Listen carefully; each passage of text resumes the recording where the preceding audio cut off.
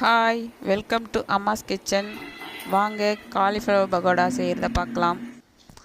காலிஃப்ளவரை ஃபஸ்ட்டு வெந்நீரில் கொட்டி உப்பு மஞ்சத்தூள் போட்டு கொஞ்சம் நேரம் வச்சு எடுத்து ஃபில்ட்ரு பண்ணிவிட்டு அப்புறம் ஒரு அகலமான பாத்திரத்தில் அதை கொட்டிட்டு அதுக்கு முன்னாடி எண்ணெயை சூடு பண்ணி வச்சிடணும். அது எண்ணெய் சூடாகிற வரைக்கும் நம்ம இங்கே ப்ராசஸ் பார்க்கலாமா? ஓகே. காலிஃப்ளவர் பகோடா போடுறதுக்கு கார்ன் மாவு தேவையான அளவு எடுத்துக்கணும். பூவுக்கு தகுந்த மாதிரி, ஓகேவா?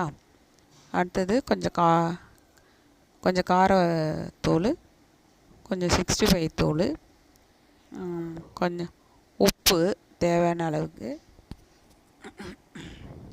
அரிசி மாவு தேவையான அளவு எடுத்துட்டு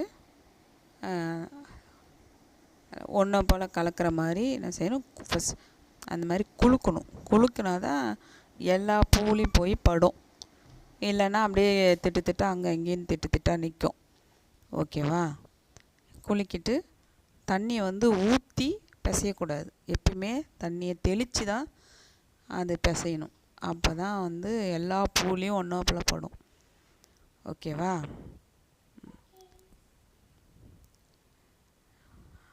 அப்புறம் ஒரு டைம் நான் பீச்சுக்கு போகல என் பையன் கலர்ஃபுல்லாக இருக்கேன்னுட்டு காலிஃப்ளவர் பகோடா வாங்கி கொடுமா அப்படின்னா. சரி ஓகேன்னு வாங்கி கொடுத்தேன். வாங்கி கொடுத்தோடனே ஒரு 2 சாப்பிட்டுக்கிட்டே வந்தான். லாஸ்ட்டில் கொஞ்சம் நிறையாவே இருந்துச்சு. எனக்கு ஒன்று தாடா தம்பி அப்படின்னு வாயில் வாங்கி வச்சா ஒரே புளிப்பு. அது எப்போ கலந்து வச்சாங்கன்னே தெரியல. புளிப்பு நல்லாவே இல்லை, சவுன்னு இருக்குது.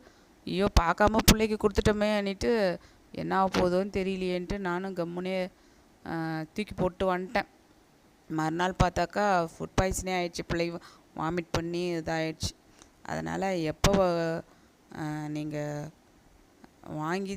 எப்போ இது செய்யணுன்னாலும் வீட்டில் செஞ்சு கொடுத்துருங்க. எதாக இருந்தாலும் கடையிலலாம் வாங்கி கொடுக்காதீங்க. அதனால் எவ்வளோ நேரம் ஆகுது? 5 நிமிஷம் 10 நிமிஷம் ஆகுமா? அரியறதுக்கு தான் டைம் ஆகும். செய்கிறதுக்கெலாம் ரொம்ப ஈஸி. ஓகேவா? சரி, உடனே என்ன செஞ்சேன், எண்ணெய் காஞ்சிட்டு தான் எண்ணெய் ஹீட் ஆனோடனே காலிஃப்ளவரை போட்டு வேக வச்சு எடுத்துட வேண்டியது தான்.